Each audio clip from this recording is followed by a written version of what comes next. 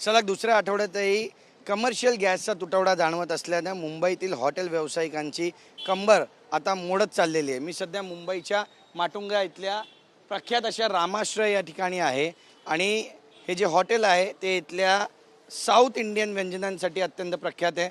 मात्र आपण पाहताय की आता गर्दी ओसरलेली आहे, गर्दी कमी झालेली आहे कारण कमर्शियल गॅसचा तुटवडा जाणवतो आणि त्यामुळे इंडक्शन कुकिंगचा वापर करून या ठिकाणी काही लिमिटेड प्रोडक्ट्स जे आहेत ते या ठिकाणी वाटले जात आहेत. आपल्यासोबत काही लोक आहेत, आपण इथल्या मॅनेजरशी बोलणार आहोत. क्या नाम है आपका और गैस नहीं है, इसकी वजह से आपको कितना प्रॉब्लम फेस करना पड़ रहा है? प्रॉब्लम तो बहुत ही फेस कर रहे हो हम क्योंकि हमारे पास तो अभी गैस है ही नहीं.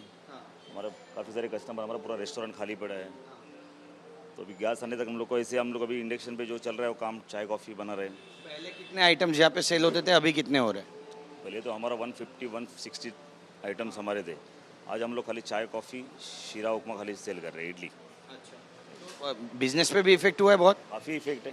हमारे पास आइटम ही नहीं तो हम सेल क्या करें, कैसे करें? कितने दिन तक ये सब शुरू रहेगा बताया गया है? ये तो कोई आइडिया ही नहीं. कोई बताया नहीं कि बाबा. इनमें डर का माहौल है कहीं बंद ना हो जाए होटल. बिल्कुल, क्यों नहीं. हमारे पीछे हमारा स्टाफ भी काम कर रहे हैं. 50 से 60 लोग काम कर रहे हैं हमारे पीछे. तो वो भी बेरोजगार हो जाएंगे ना हमारा रेस्टोरेंट बंद होने पर. नक्कीच बघा, ही अवस्था आहे. बेरोजगारीची टांगती तलवार जी आहे ती डोक्यावर आहे आणि सगळ्यात महत्त्वाचं म्हणजे बसायला देखील जागा शिल्लक राहत नाही, अशी परिस्थिती रामाश्रयमध्ये असते. मात्र आज आपण पाहतोय की टेबल जे आहेत ते रिकामी झालेले आहेत. केवळ लिमिटेड जे आयटम्स आहेत त्यांची विक्री या ठिकाणी सुरू आहे आणि त्यामुळे हॉटेल व्यावसायिकांना कमर्शियल गॅस नसल्याचा जो एक फटका आहे तो सध्या बसताना पाहायला मिळतोय. कॅमेरा पर्सन रोहन पवारसह गिरीश गायकवाड, TV9 मराठी, मुंबई.